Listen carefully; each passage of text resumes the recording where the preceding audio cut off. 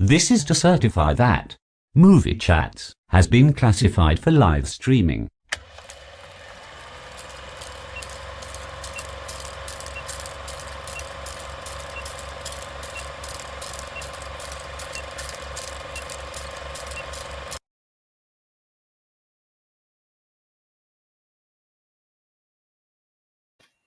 Hey, hello, Cherry. I'm early. Yes. Good evening. Hello? We are live, aren't we? Yes, because we're not showing anyone actually watching us. That's just the norm. Good evening, everybody. Welcome to Movie Chats. I'm Steve. This is Little Steve. We are just movie fans in general, and we love talking about movies. So, if you are watching us on our Facebook stream via the Movie Chats and Film Geeks Facebook page, please feel free to move over to YouTube, come and join into the side chat, and join in with the other regulars there and give us your views and everything else. And it's a bit more interactive for you.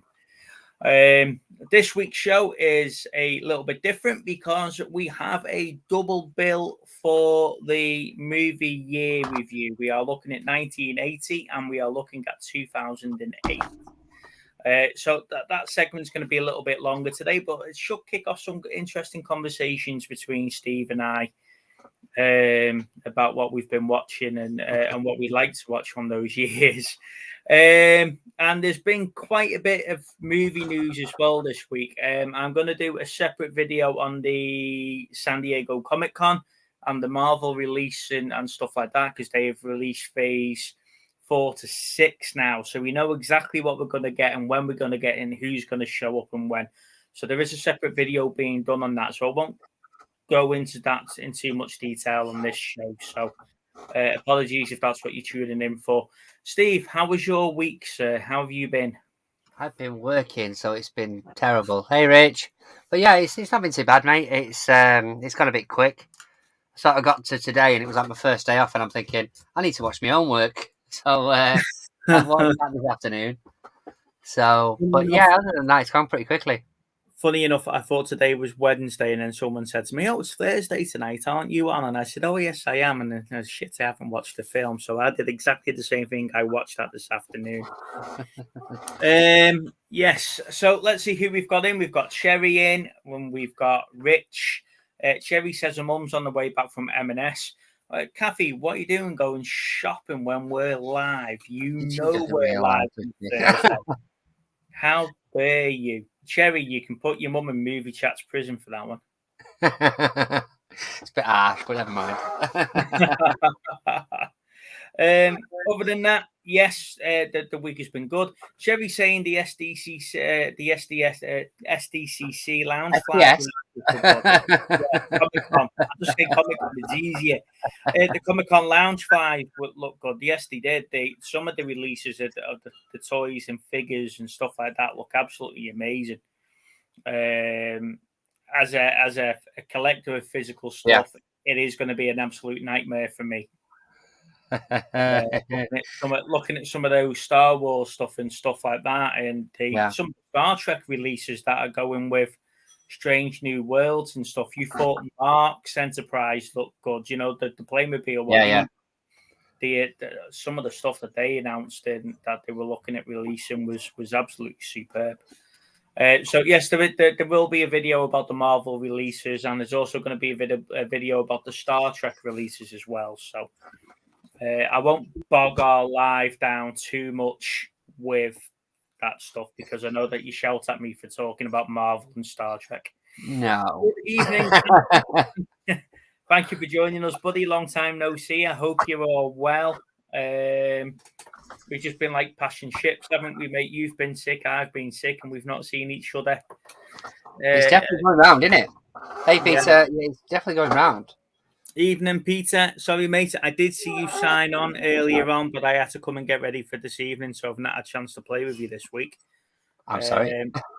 Yeah, I'll catch you tomorrow because I need you to help me with some stuff. And good evening, Santa. Thank you for joining us, sir. Yes, thank you very much, buddy. Shall we move on to homework? Oh, first of all, before I do anything, I need to apologise to Luke. Okay.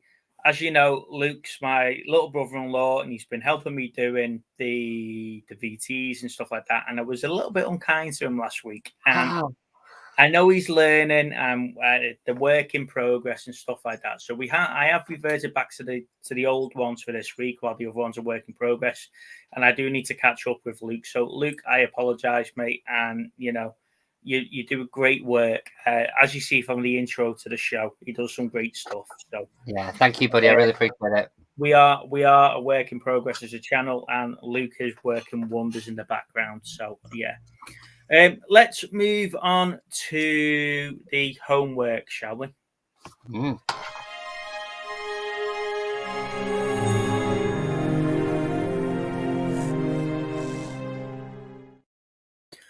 So this week's homework was Gladiator. Now, I thought when somebody, that's the one. I thought when somebody recommended this, it was going to be Russell Crowe's Gladiator, and it's not.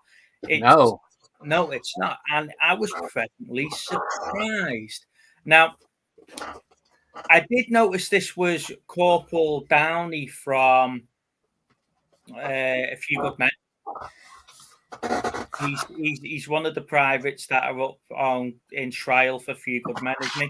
And I know Then you've got Cubbon Jr. as well, who was also in A Few Good Men. So I don't know if they sort of got sort of paired off because of that. However, I was pleasantly surprised by the film. If you like the Never Back Down series and that type of young lads MMA type stuff, this is all about boxing, by the way. You did enjoy this film. It's quite a good film. What was your views on it, mate? To be honest with you, after about 10 minutes, I realised I'd watched it about 6 months ago. But I watched it again. But I think for Cuba Gooding Jr., it's probably one of his better performances. I mean, I love him in Men of Honor. I thought he was great in that. That's probably my favourite Cuba Gooding Jr. one.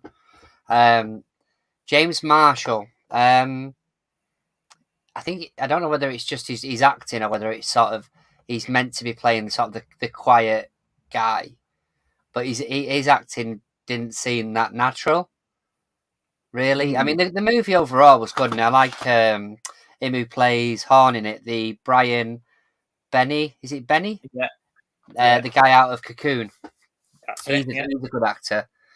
But yeah, it was as far as the movie goes. You know, a guy wants to does a one-off boxing match. The James Marshall's character does a one-off boxing match to try and get some money to clear some of his dad's debts, and the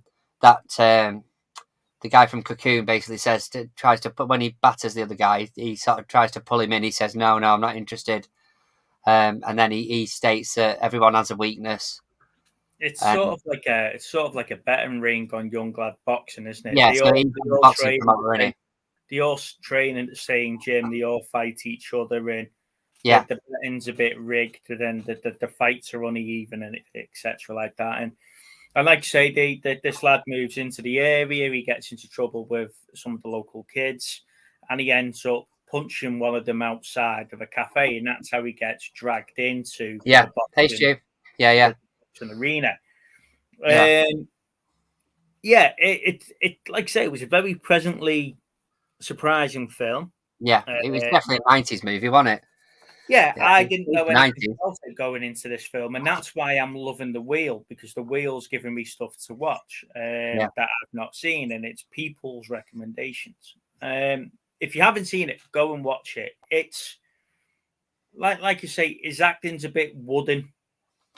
It's just the way he come across for me. I don't like I say it might have been because it sort of did tie in with the character, if you like.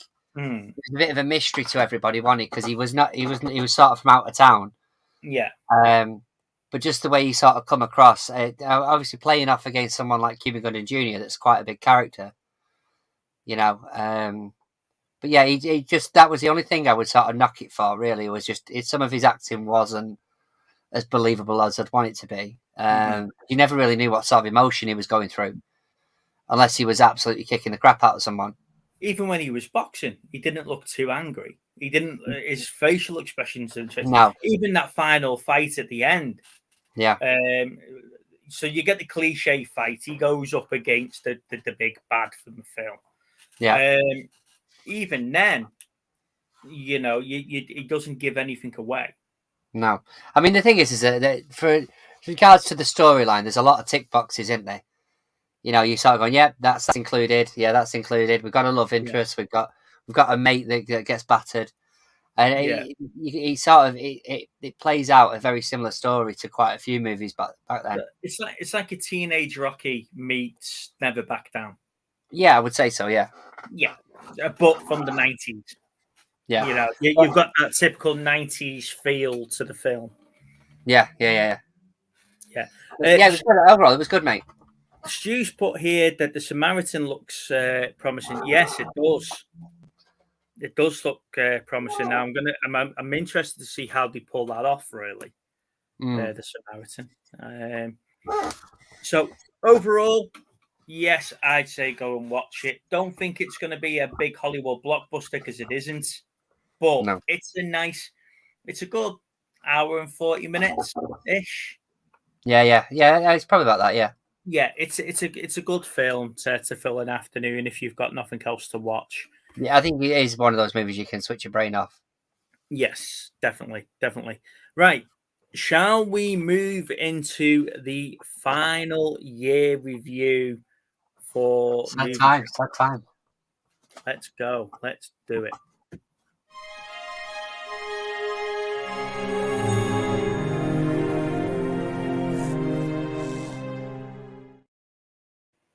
So this week, ladies and gentlemen, we have a special year review. It is our final one because we have come to the end of the wheel. However, it is a double feature. We have the year of 1980 and we've got the year of 2008. Now, Steve, there's so much to discuss here. So shall we jump in straight into your top five of 1980? Yeah, I can do. So I'll go with my top five would be Empire Strikes Back, Airplane, The Shining, Flash Gordon, and Superman 2. So you've got 3 out of my 5. I've got Flash Gordon, Airplane. I've got the Blues Brothers. I knew for a fact I could have got money on that. I've got the Blues Brothers. I've got Empire Strikes Back and Stir Crazy. Yeah. See, I've got Popeye, Raging Bull, Friday the 13th, Private Benjamin, and Stir Crazy as honorable mentions. Yeah, so I've got Battle Beyond the Stars, Smokey and the Bandit 2, Superman 2, Caddyshack, and Raging Bull. But like say, Popeye's in there. Now, I remember going to the Popeye Village in Malta when I was a kid. Yeah. And it was still there. And I was just like, I've seen this film and I know what that's from. And it was when my dad said, yeah, this is where they filmed Popeye. And I went, I knew it. But they also had Bruce the Shark from Jaws. Yeah. That was saved in Malta as well. So, yeah, Popeye's got some fond memories for me as a film. But like I say, that top 5, Flash Gordon, Aeroplane, Blues Brothers, Empire Strikes Back, and Stir Crazy, those first 4 were my childhood. Yeah, I mean, this is it. I mean, obviously, Flash Gordon, Superman 2, Airplane, and Empire Strikes Back are definitely... I mean, I didn't see The Shining for many years afterwards, but they were definitely my childhood growing up. It got me sort of thinking about Superman 2 and thinking, is that a stronger film than the first one? Because I enjoy the first one, but I enjoy the second one a lot more. I think there's a lot more action in the second one. I think the second one had the benefit of the first one was a hit. Yeah. And the second one was like, right, we can delve into this in a bit more detail now. We've got rid of his origin. We've got rid of who he is and how he's become who he is. Yeah. Let's get into the nitty gritty. It was the Batman Begins, basically, wasn't it, to the Dark Knight? Yeah. You've got rid of that. So Superman 2, Aliens, Wrath of Khan, Godfather Part 2. Your sequels that are better than your firsts. Yeah. You know, and then Terminator 2 definitely falls into that category as well. Yeah, Peter said on there, he's Popeye's. Sorry, Richard said Popeye Village is one I want to visit. Bless him. Peter said, would Flash Gordon have done as well without the Queen soundtrack? I don't think so either. I mean, there is so many tracks on there that sort of make that movie. Hey, but Pat. You could also say that about Highlander, though. Yeah, I don't know. Maybe. Highlander's soundtrack was Queen, because you've got Princes of the Universe, you've got It's a Kind of Magic, that's an iconic soundtrack to an iconic film, and it just goes together. Off the top of your head, is there any other artist that sort of embodied that two successful movies? Because obviously, I know we've got like, what's that? Prince, didn't he do Purple Rain and Batman? Yeah, actually, he did, didn't he? I forgot about the Batman one. But I still think they're stronger. I still think the Queen soundtracks for them two movies are a lot stronger. I don't see. I've not seen. This is it. I've not seen Blue Lagoon, because that was on. As when I looked up the year, that was the first thing that was on the top, the Blue Lagoon, and I've never seen it. I think I've seen it, but I can't confidently tell you what it is. That's one of the reasons. Sorry, go on. That's how you said that. It's from amazing acting also in that film. If you want to get those two on, mate, I'll quite happily discuss it with them. Yeah, I agree on that one. Highlander 2 was...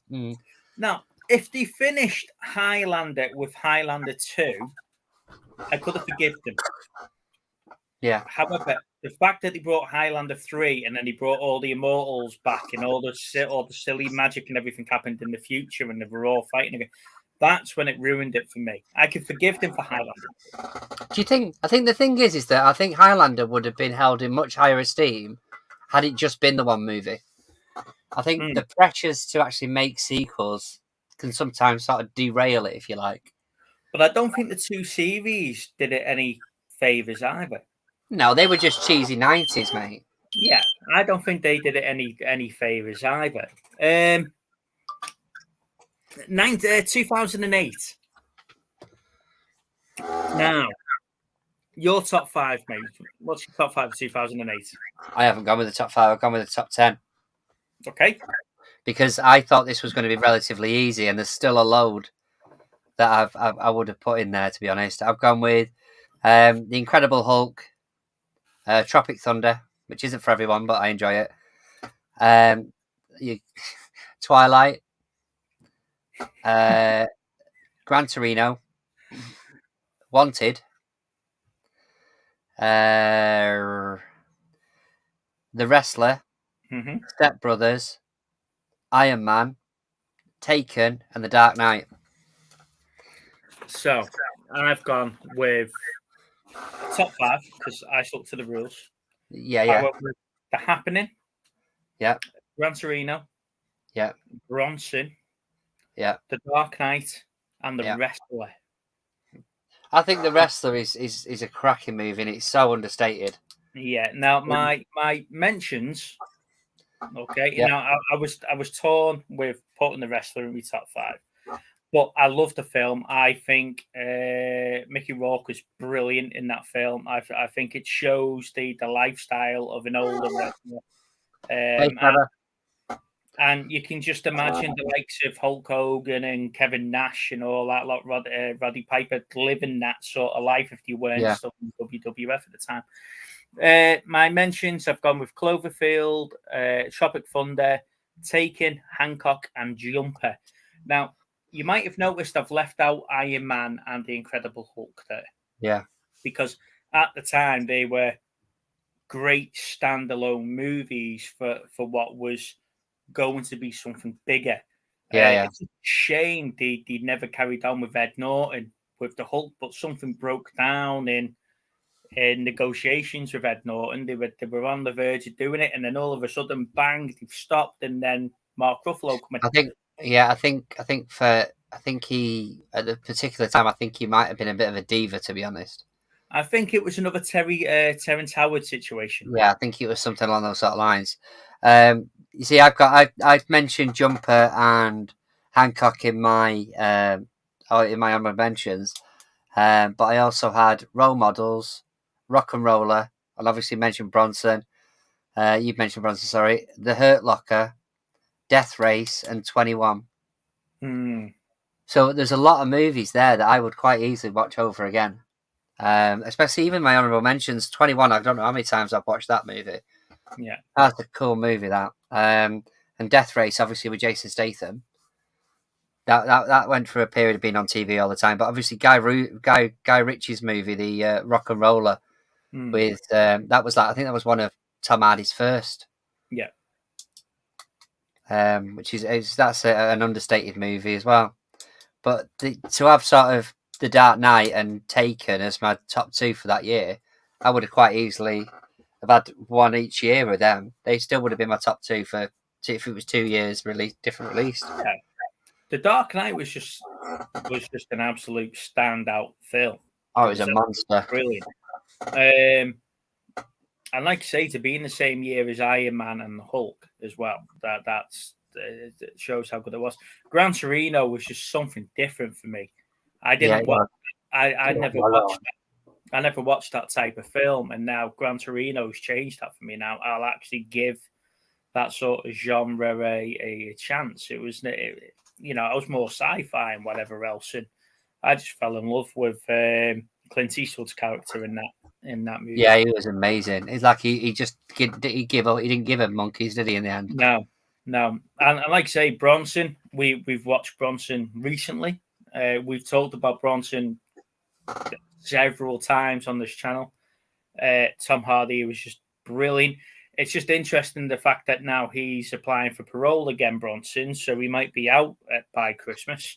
Yeah, I heard that. So it'll be interesting if we could get him on the show and talk about Bronson.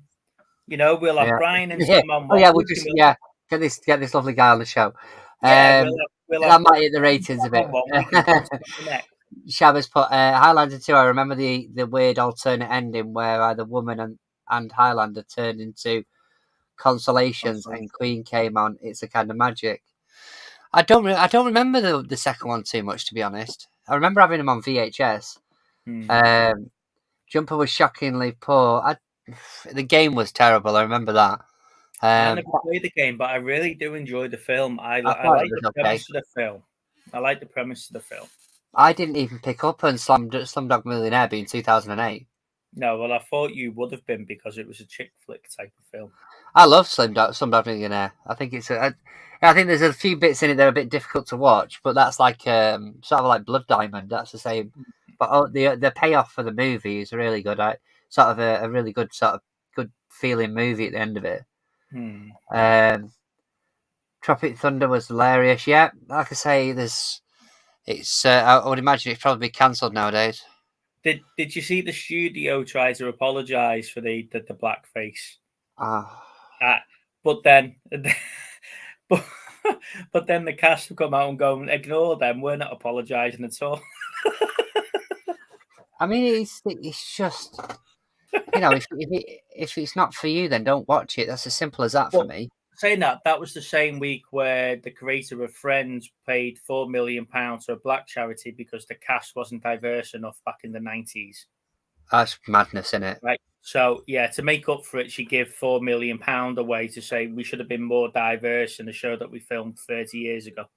Yeah. Cheers. Yeah. This Bernard Gribben. How do you spell it? Gribben. Yeah, I noticed. Is that the day he died? Today, yeah, 92. Yeah, bloody hell. Mind you, there's a few of them that are popping off recently, isn't there? Yeah. I know. I'm the dude playing the dude. This guy's another dude. Yeah.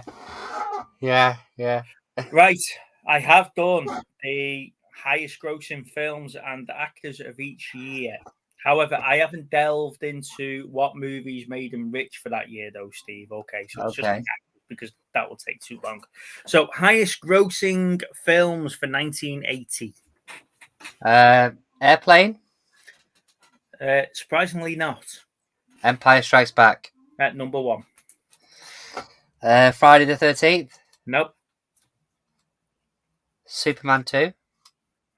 No. Wow. The Shining. No. I could just keep going through my list. Is there any Raging Bull? No. Stir Crazy? Yeah, number 3. What about Private Benjamin? No.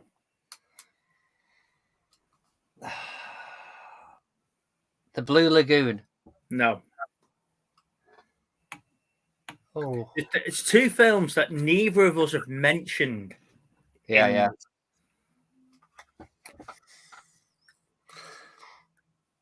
So number 4 is Kramer versus Kramer. I'll tell you what, that is a good movie, that. I should have put that, really. And number 2, if you think about Dolly Parton. Oh, 9 to 5. 9 to 5. Yeah, of course it would be. You might get these ones a little bit easier. Highest grossing movies of 2008. The Dark Knight. Yes, number 1. Iron Man. Number 2. Twilight. No. Taken. No. The Hurt Locker. No. Wanted.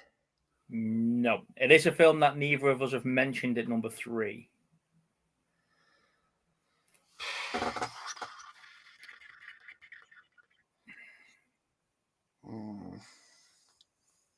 I don't know, mate. Go on. Indiana Jones and the Crystal Skull. Oh God, yeah. That was just for the pure nostalgia fact of it, wasn't it? Really. Yeah. People wanted to see that. And number 4 was Hancock. Yeah. I like that movie. I think it's pretty good. Yeah, you'd lined lead fridge freezer. Yeah, that's true.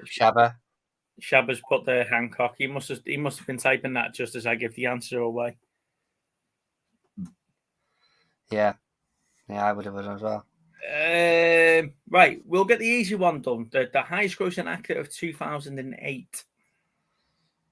Oh, that's the easy one, is it? They're the easy ones. Robert Downey Jr. No.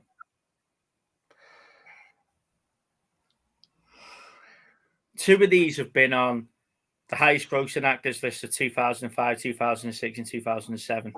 Oh, right, really? Yeah. It wouldn't be someone like Will Smith again, would it? Will Smith is at number 1. There we go.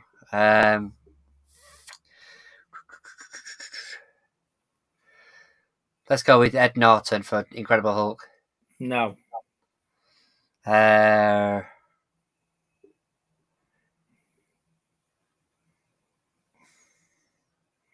Number 2's got a name that sounds like they come from like France-ish. France-ish. Yeah. We've got some. Oh, hey, Joanne. We've got some Will Smith.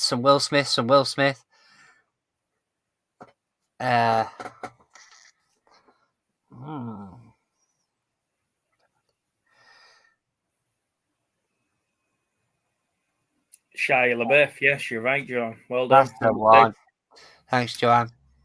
Number 3 was Adam Sandler, and number 4 was Matt Damon.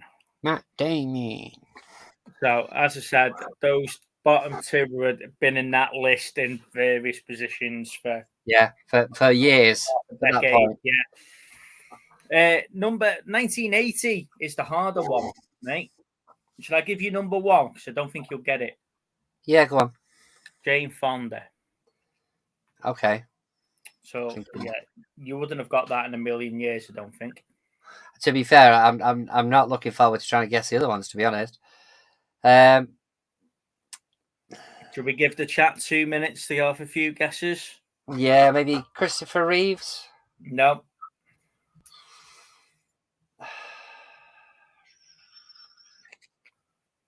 Robert De Niro. No. God, what's he called?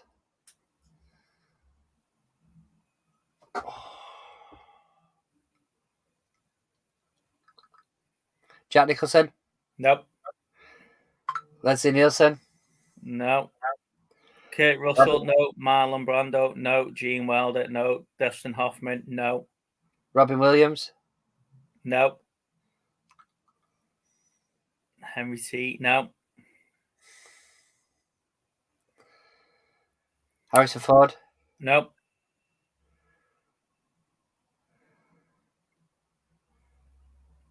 I'm out. Okay, you're out. It looks like the chatter up. Number 4, Burt Reynolds. Number 3, John Belushi. And number 2, Yeah. Clint Eastwood. Clint Eastwood? Yeah, Shabba just got in there with Clint Eastwood before I said it. Wow. So, Yes. ladies and gents, so that's the... Let me go and close that curtain. I look like Casper the Ghost again. I was thinking more Patrick Swayze in Ghost. I could do that. I could find Demi Moore.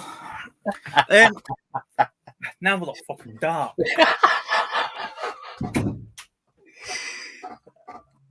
There you go. Really professional. Right. Right. There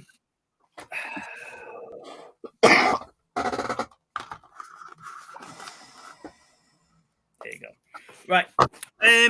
So, ladies and gents, that's the end of the year review. Now, we have got the homework wheel and we've got the new featured actor. So, let me share my screen with you now.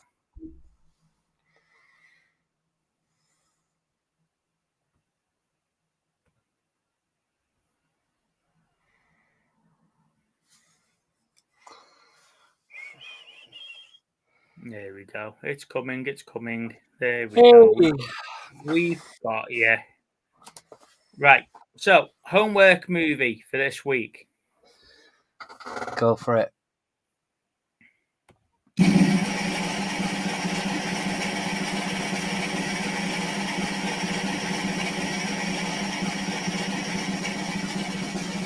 Oh!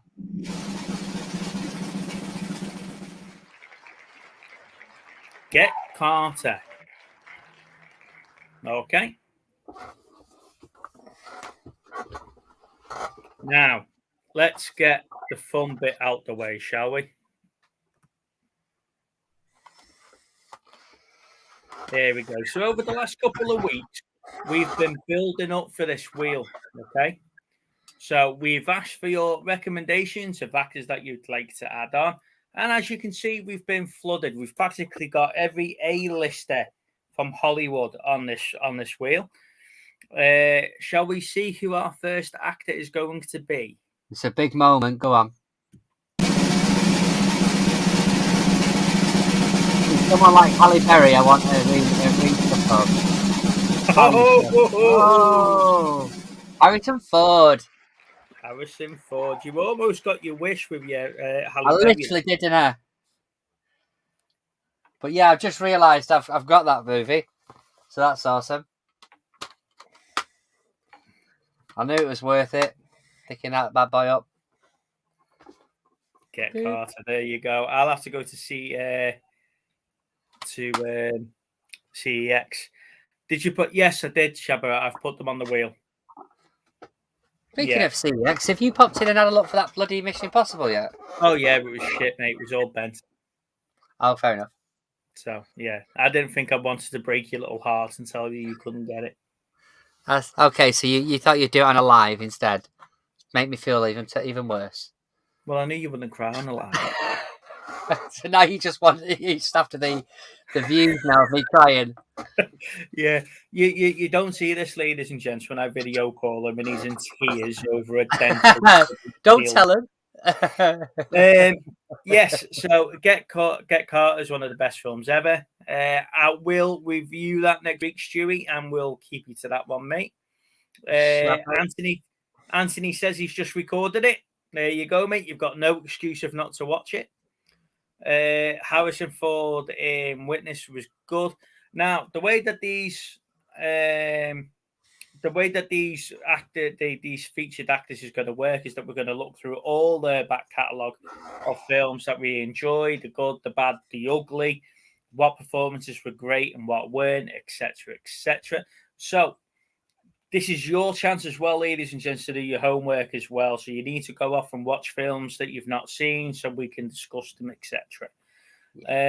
It's going to be quite an interesting week next week. Yeah, I think so. All right. Shall we move on to movie news? If you like.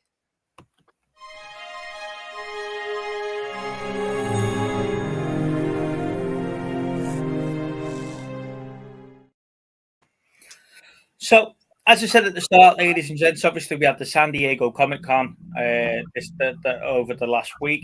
So I'm not going to hit on that too much because I am going to do some videos about the Marvel releases and the Star Trek releases, etc.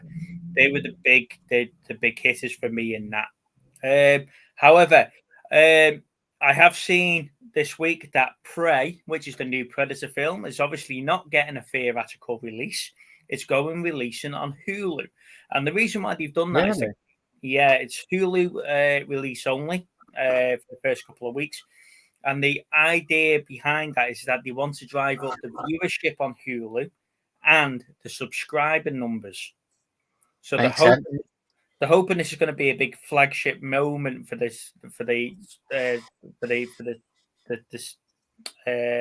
streaming service. Yeah, I'm not sure I'm a big fan of that. Because usually we get a streaming release and a theatrical release. We get one or the other, don't we? Always, sometimes we get both.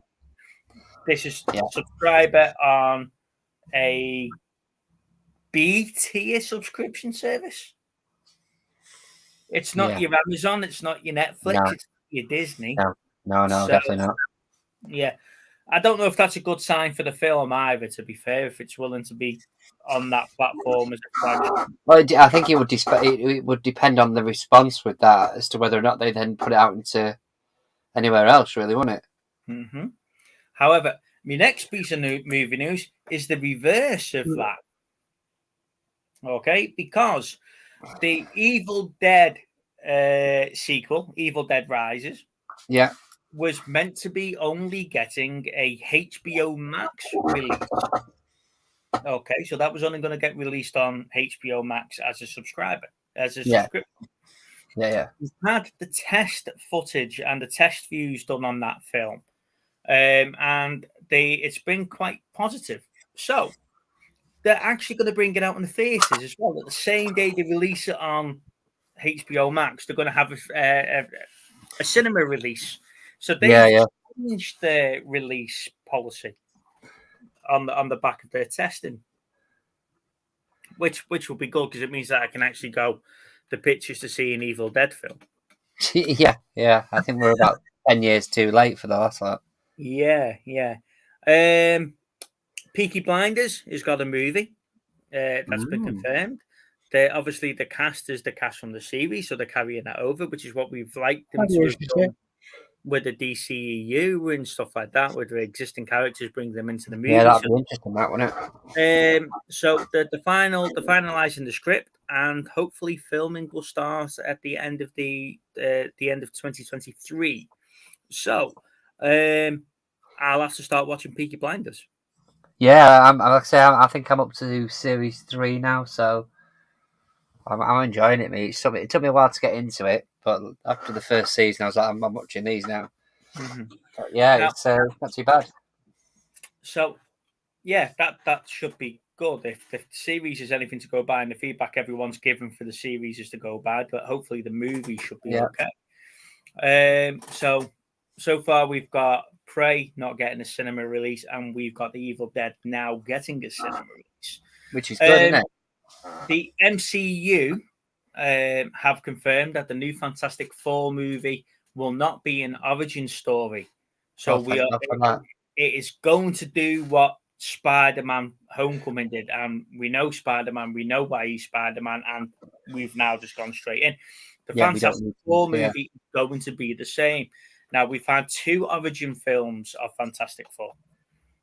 Obviously, we had the Jessica Alba Fantastic Four, and we had the Fantastic Four with Michael B. Jordan. And they were both origin stories. Now, I'm glad that we're going to get a new Fantastic Four, and we are going to get. Listen, when somebody comes on my show and starts having a pop at me, how is that bullying when I put you in timeout? Sorry, it's simple. It's gone. And you're not blocked. You're just in timeout. Go and sit on the naughty step. Okay. So the MCU Fantastic Four is not going to be an origin story. It's going to be a brand new story of new characters, and that's going to be awesome. We've said that 2 or 3 times before about the Fantastic Four, mate. Yeah. It's going to be amazing. I love the Silver Surfer. I wasn't a big fan of what they did with Galactus, but I did like the Silver Surfer. Yeah, I love the Silver Surfer, and I thought that was brilliant. And my last piece of movie news. Now, usually I only have 3 topics. I've got 5 on this one. Ivan Drago. Yeah, Rocky 4. Yeah. Creed 2. Yeah. He's getting his own spin-off movie. All right. So this is going to be after the events of Rocky 4 from his 4th race. Yeah. It's going to be where he splits from his wife, but he's going to bring up Victor, and it's how he's training Victor to be a boxer. Because obviously Victor's he's becoming a big name in heavyweight, isn't he? And that's when he starts to fight Creed. It's going to be the years before that. So Ivan Drago and Victor are getting their own Rocky-style spin-off movie. Right. Okay. That's going to be some CGI to unage him, innit? Well, it'll just be unseen, unused video clips from Rocky 4, won't it? Yeah, I suppose. I mean, I was thinking about this the other day. I had a look, and so I was looking for the director's cut to see if they sort of brought that out, because obviously it went to the cinemas, didn't it? Yeah. For like a couple of nights or whatever. But I'm sort of hanging on to see if they actually bring out a Blu-ray of it. I can't see them not doing that. Well, Rocky versus Drago or whatever. The director's cut, I think they called it. Yeah. I'd like to see that. I'd like to put that with my collection and watch that, because apparently it obviously adds quite a bit to the movie. But the other thing I'd seen this week is I watched the John Wick 4 trailer, which looks pretty cool. Now, the John Wick series for me has gone from having a storyline with a very few kills to being very little storyline with a load of kills. Storyline and lots of kills. Yeah. So it's just mindless violence. It's like the Rambo film, wasn't it, from 2008? Funny enough, because I saw that it was on there. That had the highest kill count of any movie ever filmed. Rambo. Well, that's why they took the piss in Hot Shots, wasn't it? And had a kill counter. And it said, like, this is bloody gory. And it was like, this is officially the highest kill count ever or something. But I don't know. What's the story in John Wick 4? Because he's on the run, isn't he?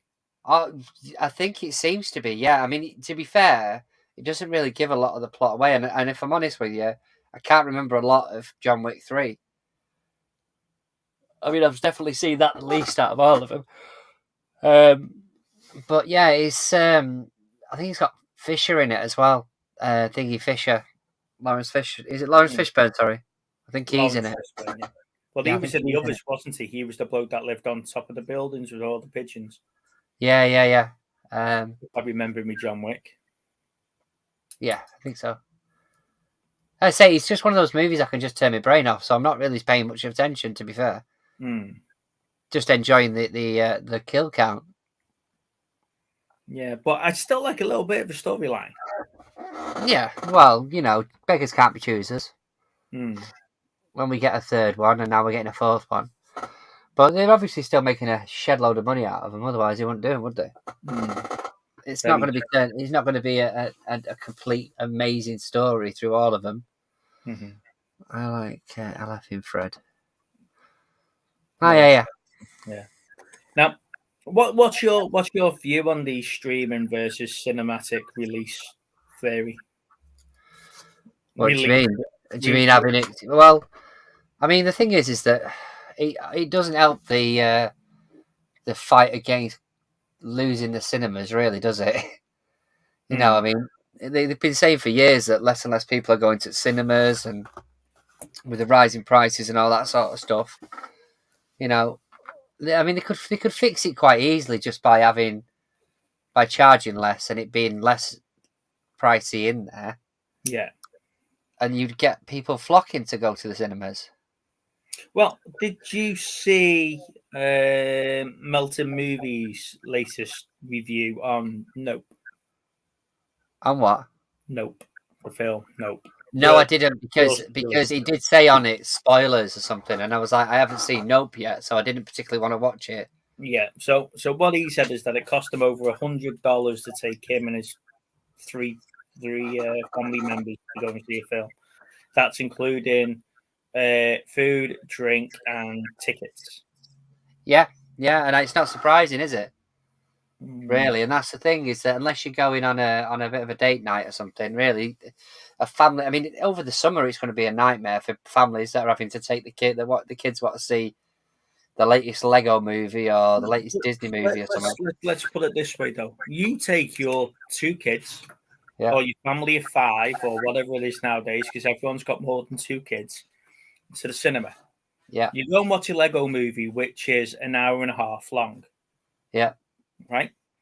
Then the kids come out and go, Mummy, can we go to that trampoline park over there? Because that's only an hour and a half long. Not everyone in the world trampolines, right? No, but if you think about the leisure facilities that these cinemas are on now, there is other leisure facilities available.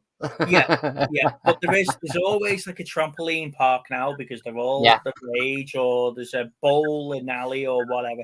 So it's cost you £100 to go to the cinema. Then it's going to cost you another £80 to go bowling or trampoline or river diving or whatever it is, depending on where you are in the country. So this day out is now cost you £300. For another £100, you could probably take the family abroad.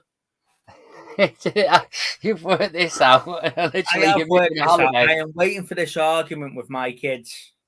Yeah, I am waiting for it, and I know it's coming. Should you want to go and see the latest Lego movie, or should we go on holiday for a week? Yeah. Now, I had this argument with them a couple of years ago over Build-A-Bears. Now, do you want to go and do something productive, or do you want to build a bear for £40? You tell me, right? So, yeah.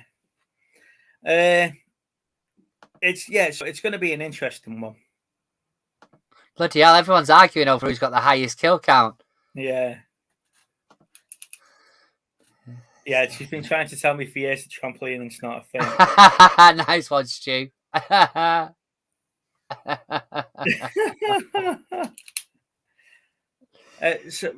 Doesn't Princess Leia then have the highest kill count? Because she's blew up 2 space stations and killed regardless of many Imperials. Yeah, that's true. Yeah. We're gonna have to look into that. Who's got the highest kill count? Who's got the highest kill technically, count? Who's technically got the highest kill count? Yeah. that could be your job, Steve. I think there is too much streaming service around now to expect. Yeah, definitely. But Jason, we were talking about this the other week because you can get Paramount Plus on Sky now as part of your full Sky package or something or other. So, you know, it's and I think you get Netflix at a cheaper rate. However, did you see Netflix have officially announced now that 3rd tier? No. So it was on the news the other day on the radio that they have announced now the cheaper 3rd tier. So you still pay, say, a couple of quid a month. You only get 1 screen to watch instead of getting 4 or 5. So you can't share your account with anyone else. And you've got the pleasure of having adverts every 6 minutes in your show. Oh, okay. So it's not like you get adverts at the start and you get adverts at the end. You're going to get adverts in the middle like you would do if you were watching live TV. Right. Yeah, I mean, I did notice my Netflix had gone up in price by £1. Mm. But then I've also had an email out to say about Amazon going up by £1 or something like the first time in, what did they say, it was like since 2014 something. So yeah. The movie 2012 had a high kill count. Yeah. Are you Googling the highest kill count movie? I'm trying to find one. There's actually, the thing is, there's actually videos out there for top 10 action heroes with the highest kill counts.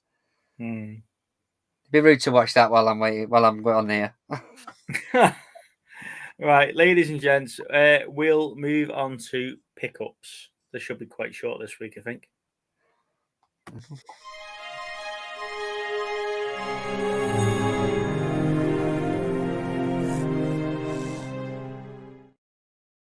Hang on a sec, but before we carry on, right, we've got We Were Soldiers, 305 deaths. This is deaths, not kill counts. Titanic, 307 deaths. Yeah. Such a brutal movie. So Hardboiled, 307. Grindhouse, 310. Lord of the Rings, The Two Towers, 468. Peter's just put there, Lord of the Rings, Return of the King's got 836 deaths. Bloody hell. The Last Samurai's got 558. Troy, 557. 300, although it is the name's 300, it was 600 deaths. Yeah, because they killed the enemy. Yeah, Kingdom of Heaven. There's, yeah, 836. Nice one. Yeah, I got it there. Yeah. So, yeah, go on. So, just while we're talking Lord of the Rings, right? We've been watching Richard Osman's House of Games, right? And then one of the quizzes that each person's got to give an answer to give you an idea of who this famous person is or what this film is or book or whatever. Right. So one of them was a film. So she's put Mordor, someone put Bigfoot, and someone put, I think it was like Shire or something like that. Yeah. And they guessed the film was The Hobbit. Right. And they got it right. Now, my understanding, they never actually went to Mordor in The Hobbit. They went to Mordor in Lord of the Rings, and they give him the fucking point, right? So it's the wrong film. It's the wrong book. Right? So I was going to write off the BBC and say, that's wrong. You need to put a disclaimer across the bottom of that the clue is wrong. Brilliant. That would have been amazing. And obviously put you as credited that you set them right. I think that would have been amazing. If I'm on a quiz show and someone says, which book did he go to Mordor in? And I say The Hobbit and I get it wrong, I'm going to say, not according to Richard Osman. See, this is the question now. Is it part of the books, but it isn't mentioned in the films? Is there a chance that you're actually wrong and that he went to Mordor in the books? He mentioned Mordor at the beginning because of the power rings, but he don't physically go to Mordor. I'm pretty sure Bigfoot wasn't in Tolkien's books either. Brilliant. So they mention Mordor because of obviously the power rings and stuff, but they don't physically go to Mordor. I've got to agree with this statement. The scariest film I've seen has a kill count of 1, The Wicker Man. That is some odd film, honestly. It's amazing, but it's so odd. Yeah. Right. Back to what we were doing. Pickups of the week. Okay, mate. Over that side. Yeah, Assassin's Creed. Now, I like Michael Fassbender, okay, and I like his films. Yeah. I wasn't a big fan of this when this one was first released. Has it grown on you? I don't know. I haven't rewatched it yet, but it was only 33p, 3 for £1 in me blind shop. Yeah. I'm having trouble with this today because ever since Kathy says I hold it up in the chat and they can't see what I'm holding up, I've got to play with the camera and the lighting over there. Right. Funny enough, you mentioned this just a minute ago with a high kill count. Oh, Kingdom of Heaven. Kingdom of Heaven. Now, I love this film. I think Orlando Bloom, Liam Neeson, and Jeremy Irons are superb in this. Yeah, good actors. It's a very long-winded film. It's a very long film, but I do really enjoy that movie. Yeah, that's good. And with the second one coming out, I had to pick this up. Avatar. Yeah. Now, it's got one of your fancy bloody 3D holographic sleeve covers. Yeah. I am on the verge of taking it off and bidding it, but I do actually like this one, though. Yeah, it's good. It's nice.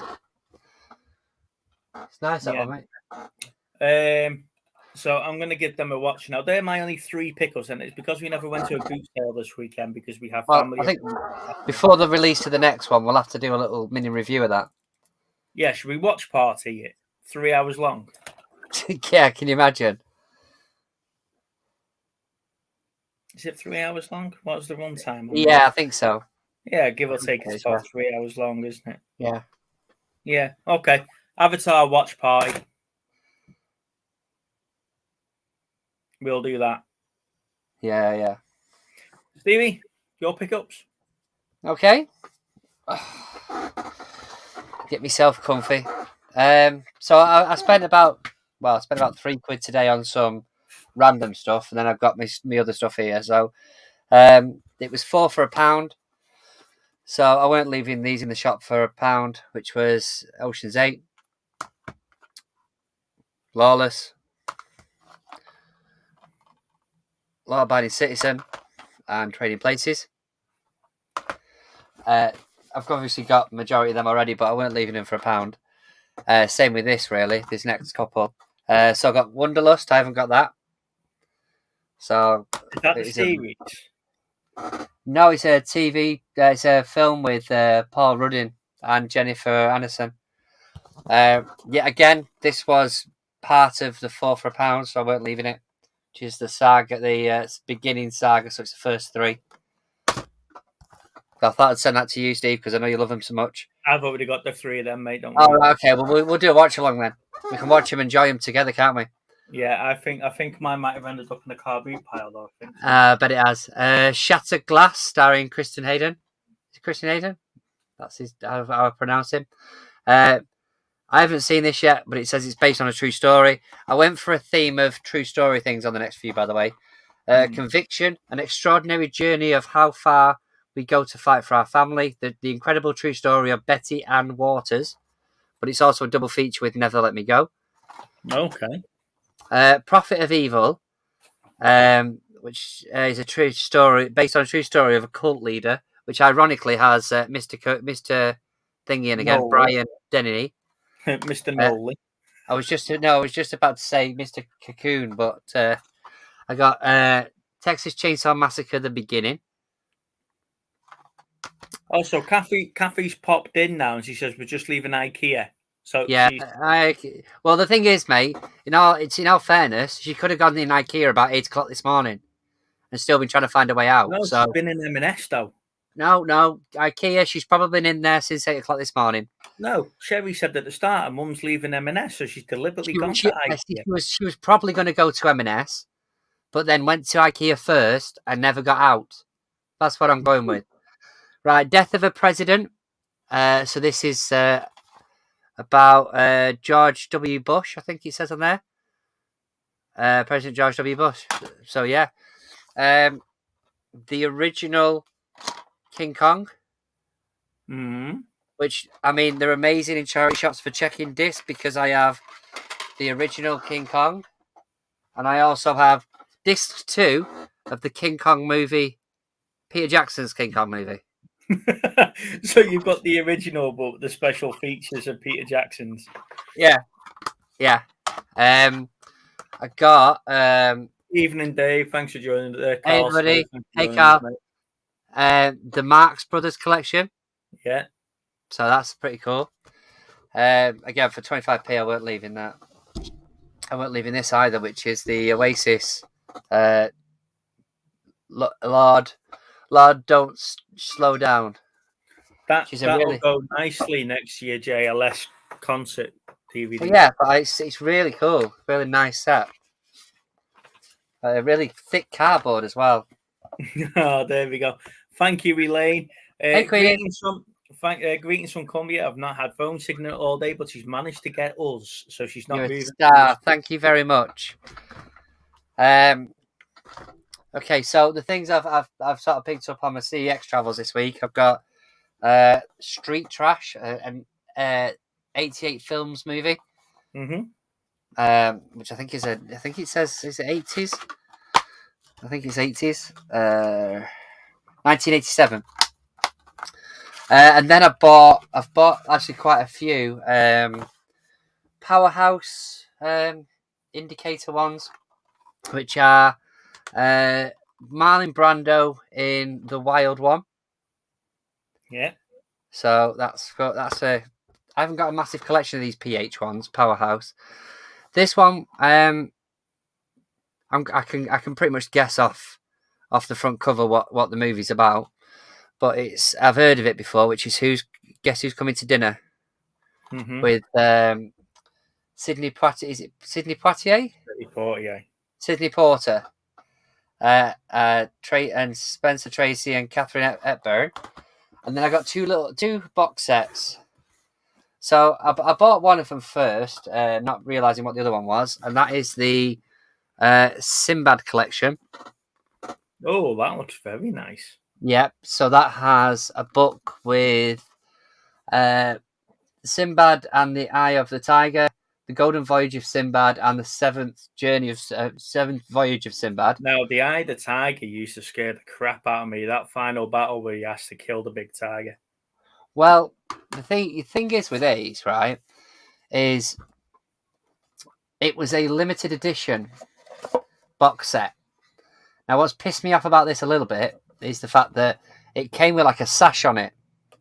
And on the back of the sash, it told you what number it was, which is obviously missing. So I can't tell you what number it was. However, I know for a fact that this one was limited to 6,000, and then they really released it a few years later, which was 3,000.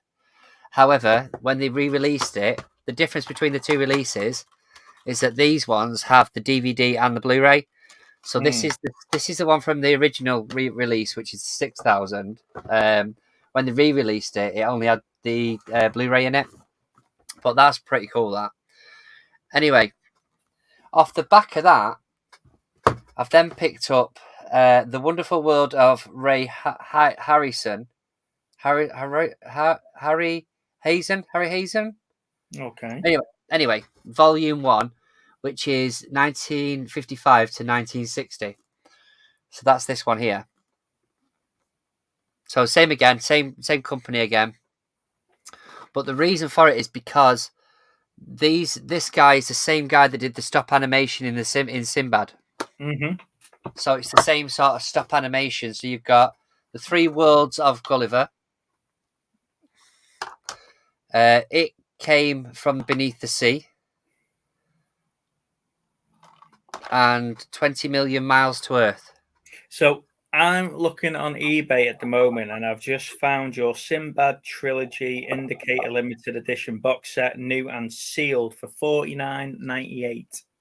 Really? Mm-hmm. Now is that the? That's got the sash. Yeah, well, but it's not got the sash. Sorry, it's got a cardboard sleeve over the top. Right, but is it DVD and Blu-ray, or is it just Blu-ray? Blu-ray. Yeah, so that's the second one. So that's the one that had a 3,000 release. So here's the Simbad Trilogy Blu-ray box set, indicated, numbered special edition for £70. Yeah. Again, is that DVD and Blu-ray or just Blu-ray? DVD and Blu-ray, and this was number 1821. Yeah. Of 3,000. Oh, I might be wrong. It might be 3,000 the first time around and 6,000 the second time around then. Yeah, so it's £70, mate, is if you had the number on the back of it. Yeah, but like I say, I mean, the thing is that obviously they're both from the same place. They're both from Powerhouse. But they're nice sets to have them. The artwork's really cool, to be fair. But I'm looking forward to them because I like the because it's the same guy that did. I want to say Jason and the Argonauts. Yeah. As regards to the stop animation. So they should be some good watches there. There we go. That's pretty much it. Apart from a very basic Kylo Ren piggy bank, which I picked up for £1. All right, yeah, I had one of them. Is yours got the stop on the bottom so you can take? Yeah. Mine never. Oh. So I used the word had, as in had. Yeah. Good evening, Lisa. Thank you for joining us. Wow, that's interesting, Joe. I didn't know that.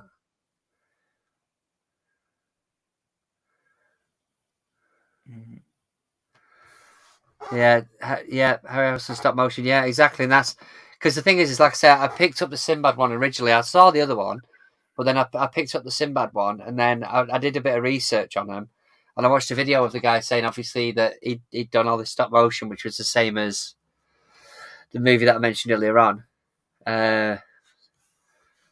Yes, Kathy, can I have fried rice, chips, curry, and 2 large sausages, please? Yeah. Hey, Lisa. Thruster. Ooh. If it's original and in box, mate, yeah. Gobots was before Transformers. They were out the year before, and then the figures were big and clunky, and people didn't really like them. And then obviously when Transformers came out, that came out with a big rage about it and just killed Gobots. But yeah, have a read, have a look at it first, and if it's mint in box, it's definitely worth picking up. 45 quid. Good luck getting fried rice at a chippy she's going to. Oh, is it one of those chippies? Is it more burgers, kebabs, and stuff like that? Because we've got one of them by us that calls itself as a chippy, but it's more of a burger place. You only do like chippy food, like on a Monday or something when the Chinese chef's in. Really? Yeah. Wow. God, yeah. What was it? I think it was either Lee Evans or Peter Kay that was going on about different places. I think in fact, it might not have been that. It might have been Jason Manford going on about chippies in different areas and like down south compared to up north, and what they didn't do like mushy peas, or they wanted a cheese on your pie or something. Yeah. I'll never forget that. So, what was the other one? Pudding as well. Steak and kidney pudding or something. Oh, gravy. Oh, right. Sorry, I am just having a look for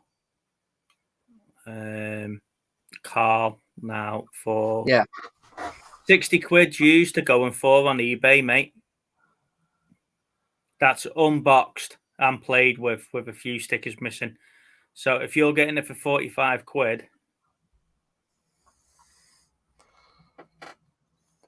Yeah. That's not bad. I jump at that. The smaller Gobots are going between 12 and 15 quid. I'll have to keep an eye out for the Gobots. I'm sure I see them around and I just never pick them up. Do you not? No. But I need to now, though, because Gobots Command's out on display. So it's for personal. So, no, you can buy it and you can post it to me. Fair enough. Dad will take a photo of the menu and put it up in the movie group. Yeah, you'll have to see. You'll have to show us what you can get in yours. Someone's coming up. What are you doing? Right. Ladies and gents, now is the time for us to go off script. I'll throw the link into the chat. Yes, and you can come and join us on the show. Feel free to pop on and come and tell us what you've been watching, etc., etc., what you've picked up, what you've collected, and just your general thoughts on anything that we spoke about this evening. So here we go.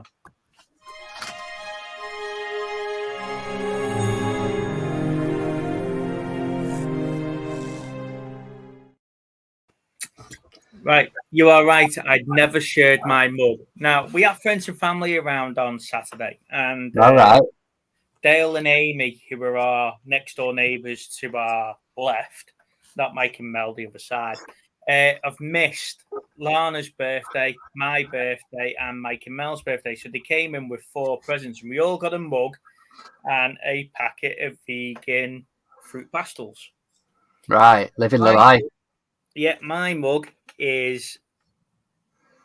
Hey, yeah, that's cool. Hey, kid. Mando and Grogu. And yeah, I absolutely love it. I wasn't a big fan of the vegan fruit pastels, but yeah, the mug I quite like. I don't know how you can have jelly sweets with, I don't know. Yeah, it's not right, is it? Hey. Cherry, thank you for joining us, dear. How are you? I'm all right, thank you. Are we all COVID free? Still knackered, but COVID free. Well, you're probably knackered because you have late nights. I've been going to sleep really early. Yeah. Right. Catch you later, Jason. Thank you for joining us, mate. Thanks, Jace. Bye, mate. I've been going to sleep at like 10 o'clock. So what have you ordered from the chippy? I haven't ordered anything. She's not asked me what I want yet. Well, you're just getting something. Well, put your order in now. She's on the chat. She might not hear me. I want fish, chips, and curry, please. Thanks. But yeah, no, it's just a regular chippy. They don't do rice and burgers and all the extra bits. It's just an English chippy. Fish, chips, and sausage. That's it.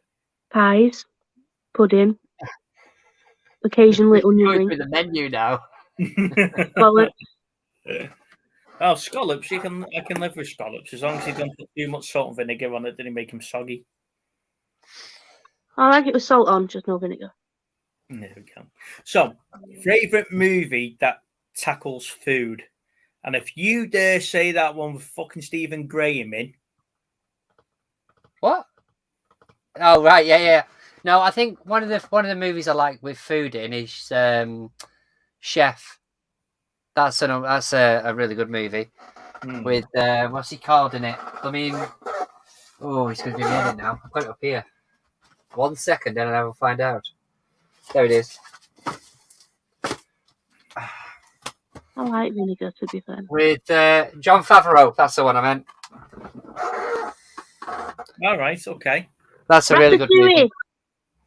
Ratatouille. Vinegar is the devil's work, according to Lana. Now we've got a taste at the moment for sea salt and crushed black pepper. Oh, really? Yes. To the point now where we're trying to find little salt and pepper shakers so we can put them in Lana's bag. So when we go to a restaurant, we've got our own salt and pepper. Smuggling in your own salt and pepper. Yeah. No, it's all right. I've got the ketchup as well. Most people smuggle in alcohol and stuff like that, vodka in the bag, and we're smuggling little salt and peppers. Maybe hot sauce. Yeah. No, officer, it's salt and pepper, honestly. It's salt and pepper, honestly. It's just not the same when you go anywhere and you've got that cheap pepper bullshit.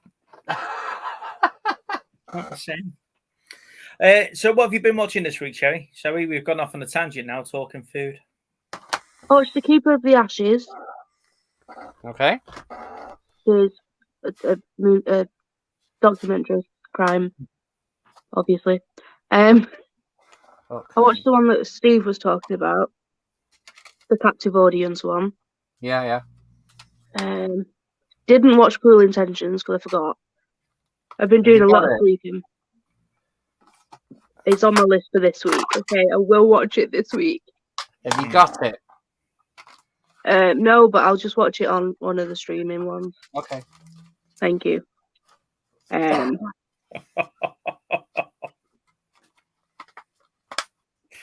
Sorry.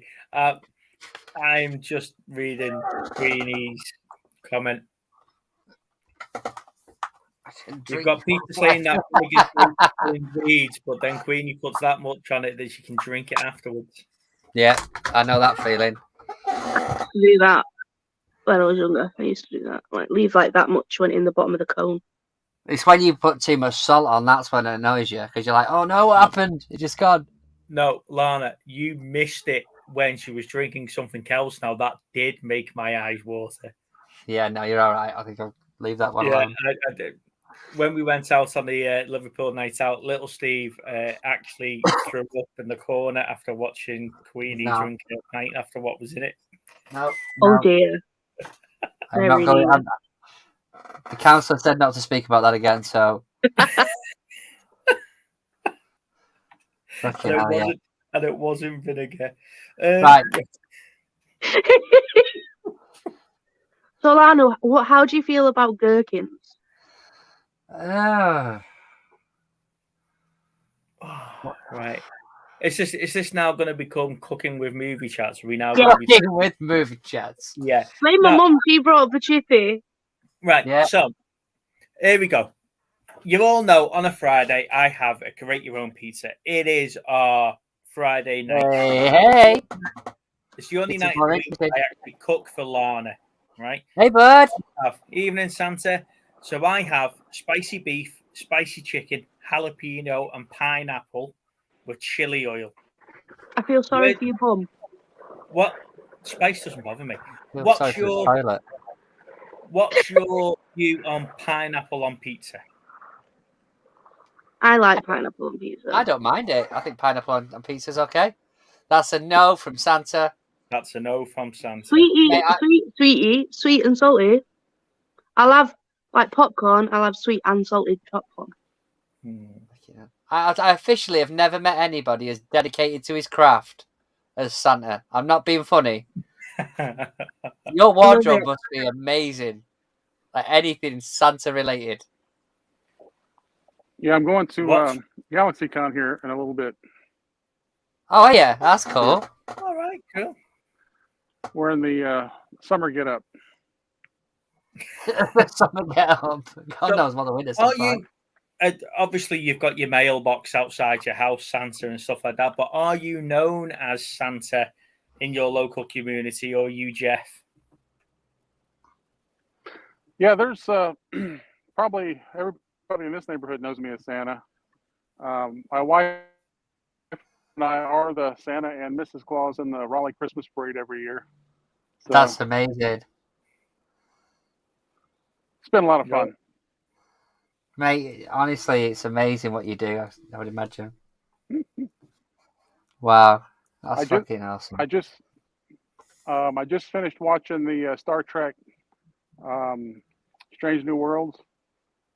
Okay. What did you think? I'm putting it up there with the best Star Trek ever.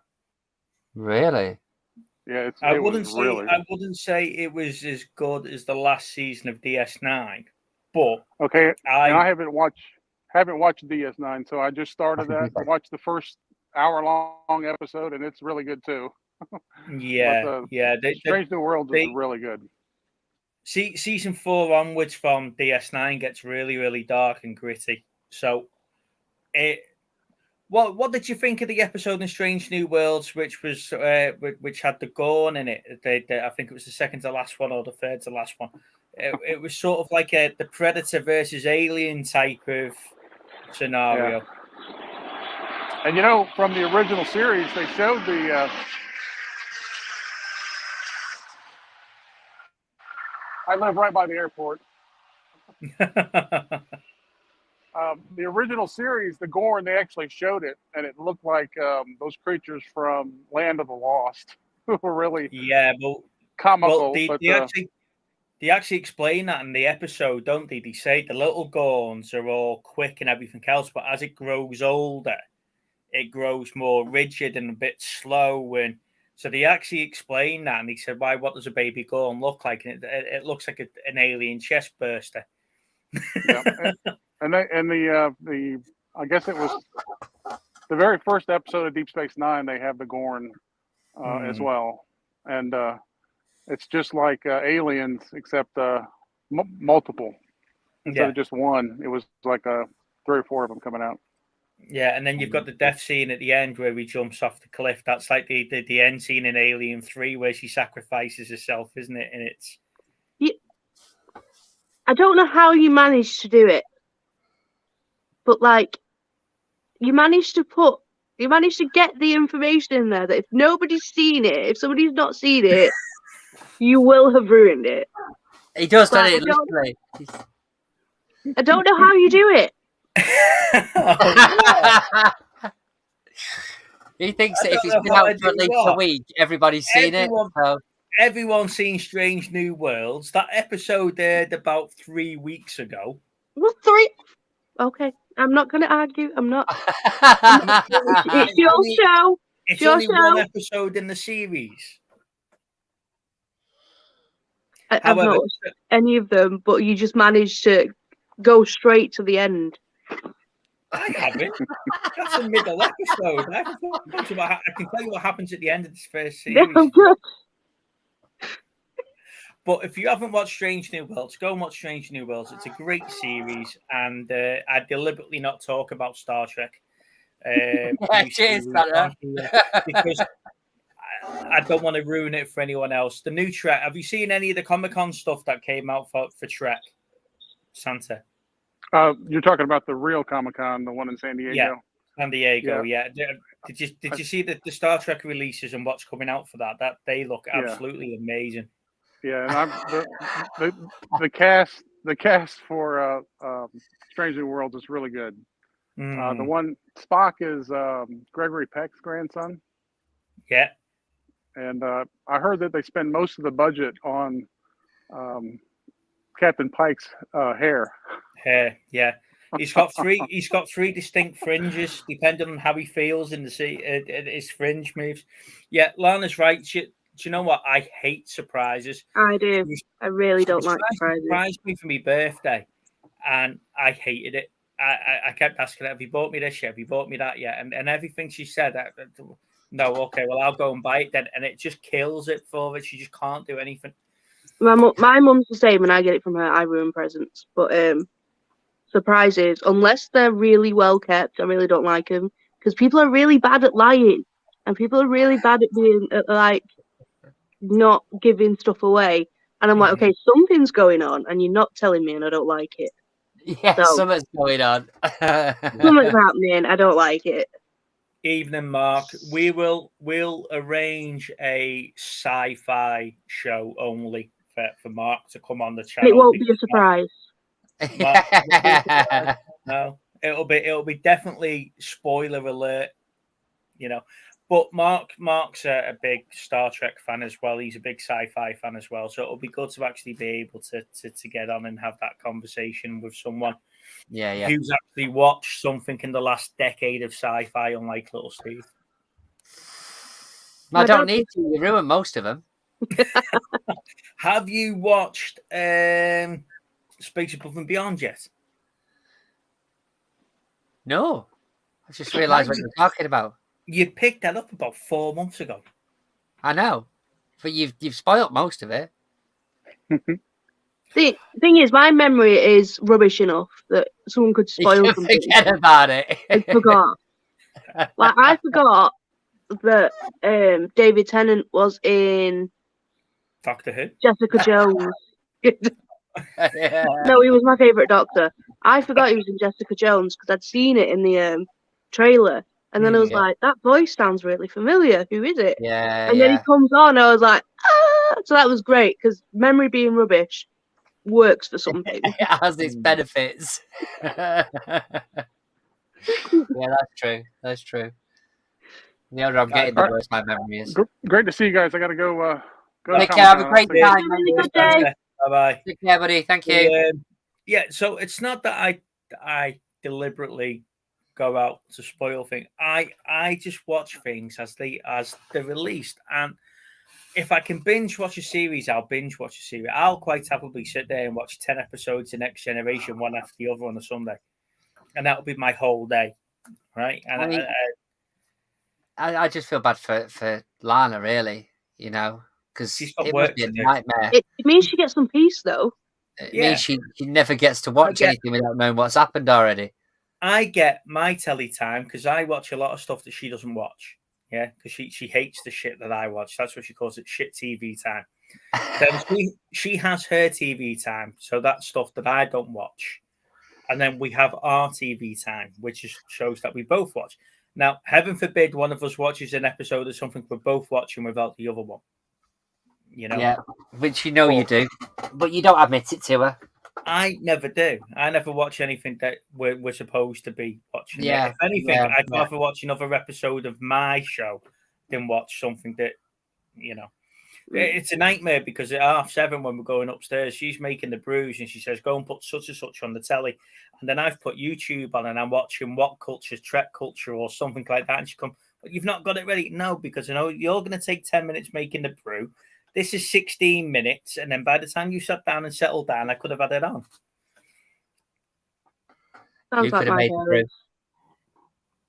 The other way around, though. It's my dad that takes forever to come and sit down. Really?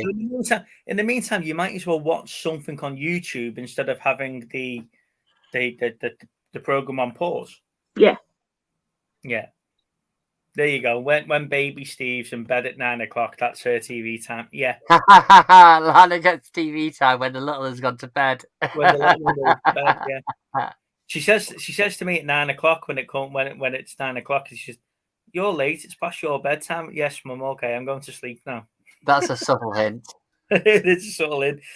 She's currently watching decades-old Corrie because there's nothing else to watch on telly. Really? It's probably better than the current Corrie. Yes. Did you watch any of the episodes? No, I haven't, because I've been blitzing the Solstice event. So no, I haven't. I haven't watched any of that.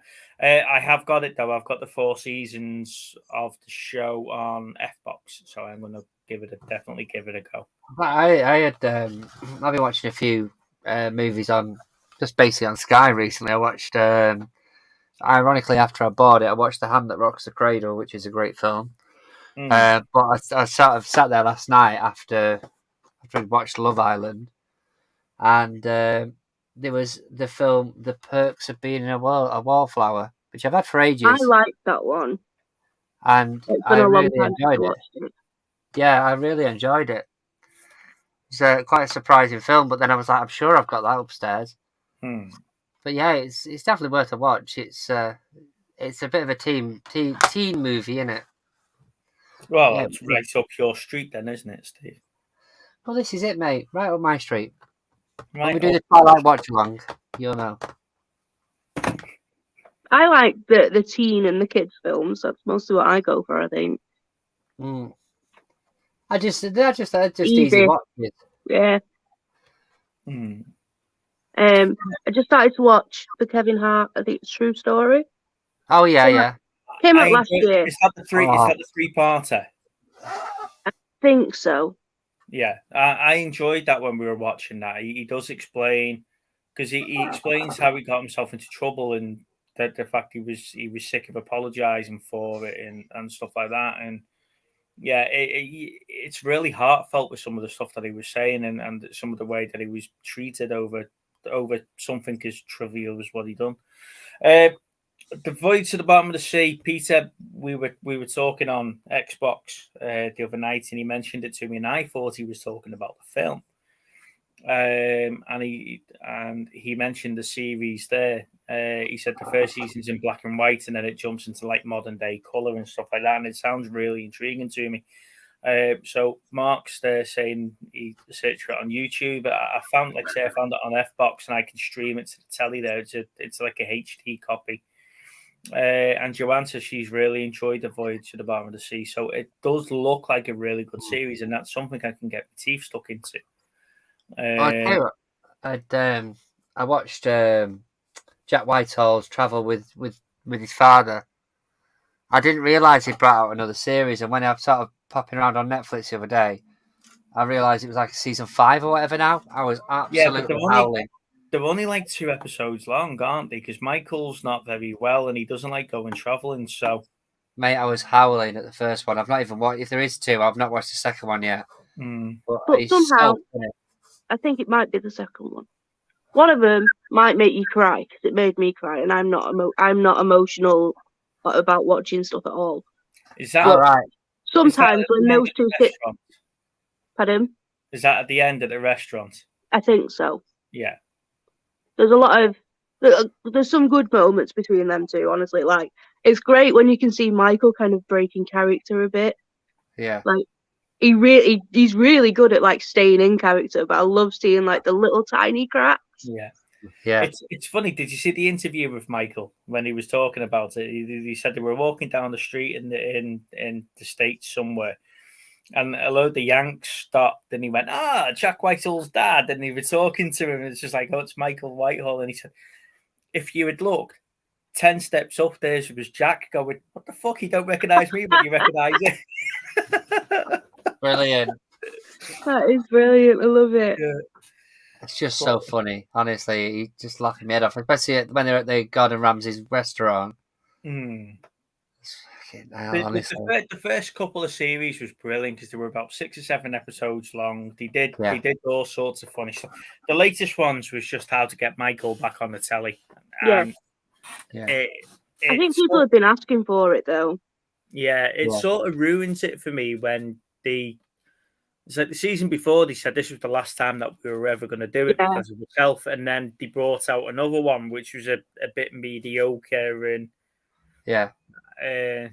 but yeah, it is quite a funny series, and like I say, I do like Michael a bit more than Jack. When they did that Christmas special when they're on the stage and they were talking about stuff and some of the one-liners that Michael was coming out to the audience, and it was just like, yeah, you're just better than your son, mate. I can tell where he gets his humour from.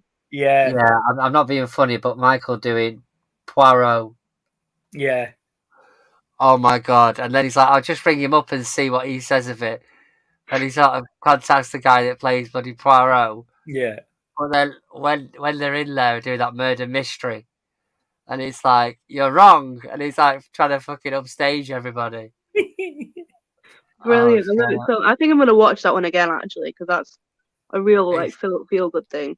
And Mum must be like, she must be far behind because she keeps saying stuff in the chat that's like. She's been ordering your tea. She said there was a big queue at the Chippy. And then she says she's on her way home. Guys, we're getting live updates directly from the Chippy. Yeah. That she's on her way back. Yeah. Well, my dad has sent me a picture of the menu, so I'm going to be sharing that on the group. Yeah, we've got to open the electric gates for them now so they can come onto the estate. Cherry will be having Chippy soon. Here we go. Yeah. So she was on the way home 5 minutes ago, and then she says that teen stories are better because teens have such short attention spans. It's not Cherry. What are you going to say? She's got a point, but also she falls asleep during every film, so she can't talk about a short span. Is that because the storyline's too in depth and too complicated, so she falls asleep? No, she falls asleep during Up. Oh wow. As I said, too in depth and too complicated. There's not many people that understand Up. Oh yeah, it's very in depth. It's very in depth. It's right up there with Tennant and Interstellar and that's that movie. Well, I just got. Speaking of Up, I got a new bag. I've seen a picture of it, and I've done a video. I'm going to put it up on my channel. Oh, okay. Yeah. Excited? No, I was going to put it on my channel. Oh, put it on the channel. I thought you were going to show a picture. No, it's behind me, and I'll look it up and get it. I'll show you the other bag I got last for my birthday. Oh, go on. It's coming.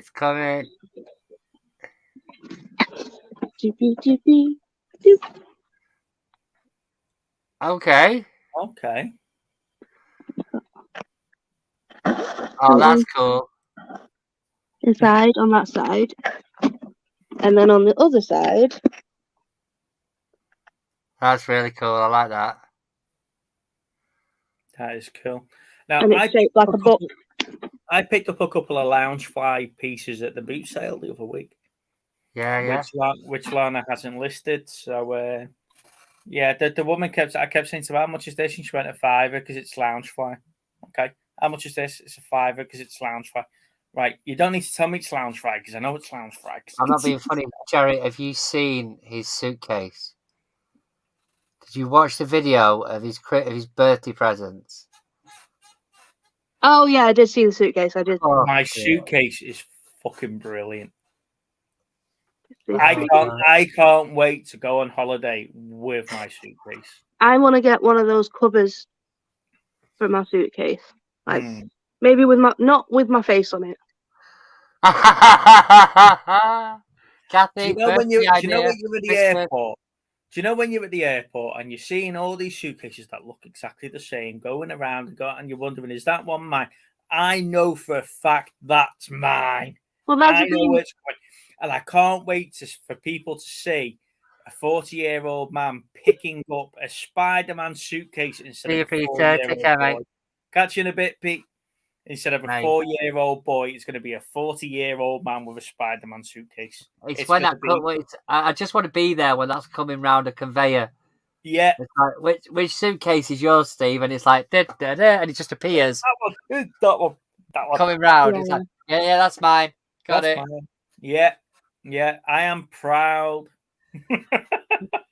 Well, my friend had to pick up my suitcase from it because I hadn't seen it go round. Really? She shouted me, and I was like, "What?" And she's like, "Suitcase." And I was Yeah, like, it's the. Steve was saying we need to do another movie chats, sort of lads on tour type thing, so he can see me with my actual suitcase. And I'm like, you don't believe I actually go on holiday with a suitcase like that, do you? And it's just like, yeah, that's mine. Well, I said to Cherry the other day, there's a I want to say like a Comic-Con, but it's something else at the NEC. I think in October, November, something like that. Ooh. I was said I was going to mention it to you, but I completely forgot. But I think it's MCM or something. Yeah. I was like, I might be interested in that. probably better in Birmingham than in Manchester because the ones in Manchester. Not Manchester, sorry, it's Birmingham. Yeah, no, it is Birmingham. Where's The I thought you said Birmingham. No, I said the NEC, didn't I? Yeah. Where's Kilby? Keelby? I don't know. Why was that? Lana's just booked an Airbnb there for September. Oh, Hot tub and everything. Oh, look at fancy! You can take your suitcase. That's probably what's reminded her to actually book a holiday, is us talking about my suitcase. Yeah, so we do need to get the three of us together again, Steve, me, you, and Chris, and go on a bit of a drinky poos. And we also need to arrange a movie meetup, don't we? Yeah, that'd be cool. Yeah. Queenie's up for a meetup. There you go. Oh, it's in Lincolnshire, Steve, so we might be popping your way. Oh, is it? Apparently. Yeah. Oh, okay. That's interesting. Queenie's up for a meetup. That'd be good. That's good fun. Kilby. Oh, Kilby. Oh, okay. I just said Right. that, and we've got hold up now. Oh, I remember. I missed the last one because I couldn't get a hotel because it was too expensive. I was about 3 different conversations going on. See, That's little Steve stayed at the best hotel he could ever stay at, didn't you, mate? You even had your own feature room. Yeah. Yeah, next to a face hugger. Predator. Next to Yeah, a facehugger. face hugger and Predator. Yeah. The most unscary face hugger you could possibly find. A little bit. Kathy, you don't need pictures of your daughter's Loungefly because it's in a room. Have you? You've got your. Oh no, she means the ones you were selling. Oh, we picked up, right? Yeah. Okay. I'll get Lance to sort it out, and we'll message you. You've got your. I want to say car boot, but it's not car boot, is it? The trail thing this week. Jumble Trail. Tomorrow. Sunday. Sunday. It's fucking hell. Is there a lot of people taking part in it? It's quite quiet at the moment because people, I don't know, around Ramy, they're not always as community minded as they want to be. And it's probably just because like they're busy or whatever. It's been a bit funny, the weather as of late, though, because it's been Yeah. like 40 degrees 1 minute and then pissing down the next. I mean, what's it forecast for this weekend? It's supposed to rain until 10, which is when it starts. So hopefully, we'll see, because we don't know how accurate they are. You know, like weathermen get it wrong a lot. So Yeah. fingers crossed it does. It stays off. So, you know me, I don't like shameless plugs on our channel. However, below Cherry, not below there yet, is Lana's eBay store. So T. is for treasure. Keep an eye out for that. Sign up and follow the store. We have some really good stuff on there as well. And some of the stuff that I sell through, I give to Lana and donate. So the Loungefly stuff will be going on the eBay store, but we'll send you pictures separately anyway, just in case you're interested. We do collect Loungefly. I've just put a draft up for a Pennywise that it's going to go up for 250 quid. Ooh. We'll see, because it was a Comic-Con exclusive in 2020. So we'll see how it goes. They have been bought for silly prices. Yeah. Might take a while. We've picked some stuff up that we thought was going to be amazing, that were exclusives, and they're not. They just weren't. Yeah. But Real hit and miss. If you're very lucky to get something like that for a good price. Unfortunately for me, a lot of the sellers of boot sales now are traders and they know what stuff are worth. Yeah. And it's not fair now because all my big Steve will tell you I went through a stage of getting loads of things dead cheap, didn't I, mate? And I was going big guns. And then shows like mine blow that out the water when you're saying, look what I picked up for a $5 and it's worth 40 quid. Yeah. I know goddamn resellers for that. Yeah, I do as well. You all know who you are. Well, mate, there's some silly prices on these Loungefly, isn't it? Yeah. Well, the one I just bought, a little purse can cost you 40, 50 quid. Well, the one I've just bought, someone's already trying to resell it for 130. I bought it for 75, and it will go up. But the Pennywise, weirdly, it was on Funko Europe for ages, and they just couldn't sell them. So I picked mine up for 35 quid, and I'm gutted I didn't get two. Purely because I want to keep it and sell it. I've got a Cade 6 from... Yeah, I've got a Cade 6 from Destiny, and it's a vaulted Funko, so they don't do them anymore. I picked it up for 3 for a tenner at a boot sale, and Cade himself's 45 quid.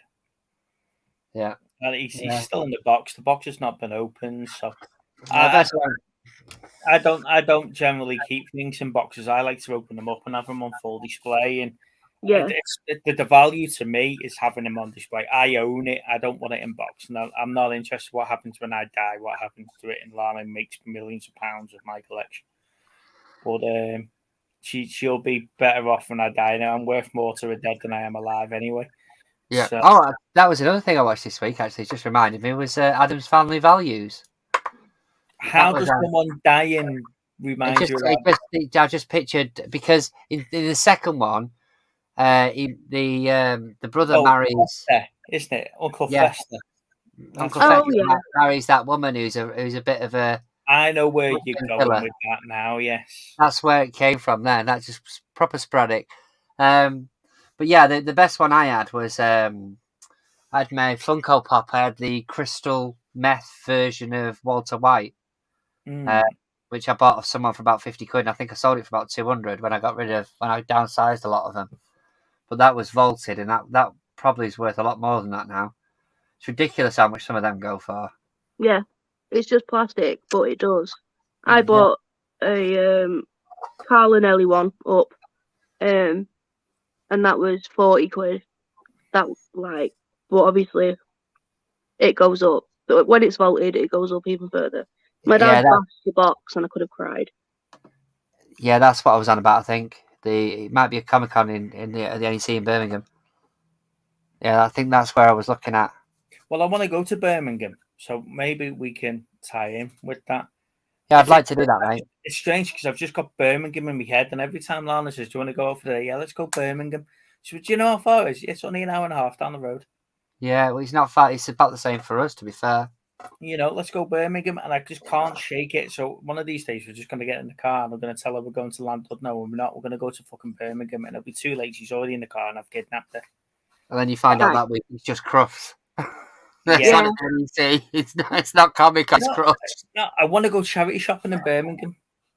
Okay. I don't know why. I've just got Birmingham in my head, and that's where I want to go. I think it's because Lisa put so many shows out about her charity shop pickups. Yeah. And she leaves all the good stuff on the shelf and goes straight for the DVDs and Blu-rays. And I'm like, yeah, but you've missed that, and that, and that. So if I can find those shops, I know where they are, and I can go and get them. Yeah, that's true. That's what I think I've got stuck in my head. I'm going to have to head off, but before I do, Mum said to Lana, please send us some photos and we'll try and help with the landslides, I whether think I've they're got you real on or my not. Facebook, haven't I, Cherry? I think Probably. Yeah, so I will send them on Messenger and you can have a look at them. And then I'm going to upload my video tonight, so Oh. I expect some views. What is your channel called? It's Cherry Jane Joyce. I don't know what else to call it right now. Okay, so it's just my name. Yeah, Sort Cherries. Oh. Maybe not. Is that more of like an OnlyFans sort of nickname? Yeah, I think so. Is that... Dodger just stood up. I forgot he was in my room. I'm going to have to go because my parents are back, but it was lovely chatting. We might enjoy your food. back in the chat. Bye. So, to be honest with you now, ladies and gentlemen, I think we'll call the show to a close. It's 9 o'clock, and as you know, I'm a little boy. Lana's already put that in the chat. And I have work in the morning. So yes, please subscribe to Cherry. Let's try and build a channel up, and we'll have a look in and see if we can get that on, get some regular content from Cherry. Don't forget, we have a live stream every Thursday at 7:15 GMT. We do put regular content out now. We have had 2 videos go out this week. So please go and have a look at them. One is a DVD / Blu-ray comparison video, and one is although I have named it Pickup of the Week, it's actually a tour. It's actually a tour around the movie room as well, so you get to see everything that I've got on the shelves properly as well. So go and have a look at that video. Leave me a comment as well, because I have asked a quite dominant question in there about what time you want us to release our videos on schedule, because I release mine at 9:30 in the morning. But our analytics show that you guys come on around about 6 in the evening. So would you prefer it coming out early in the morning and then you've got it there for the day, or would you like it to come out at 6:30 and then you can binge YouTube as much as you want? We are on Movie Chats and Film Geeks as our official Facebook page, and we do stream live there every week as well. So please do join us on YouTube instead of Facebook. It helps our analytics and everything else. And we are slowly creeping towards our 300 subscribers. We're on 279 now. So when we get to 300, we'll have a special party. But when we get to 500 subs, we're going to have a movie chat giveaway as well. So we'll come up with some proper merch and stuff like that, and we'll make a big thing. Yeah, that'd be cool, man. So please do hit the like and subscribe button. It does help little channels like ours grow. I know we're not as big as some of you guys, and we do appreciate the love and the support that you do show the channel. And that's it, ladies and gents. Thank you very much, everyone. Movie Chats Extra is the last Sunday of every month as well. So we are slowly building our relationships with other content creators from the movie world, and obviously we don't want to lose our friends in the reselling world as well. So we will. Thank you everyone for the support. We really appreciate it. And on that note, I'm going to love yous and leave yous. Little Steve is looking at me like he's going to kill me because he must need his insulin. And on that note, Have fun, Take guys. care, everyone. And we'll see you next week. Bye-bye. Thank you. Bye.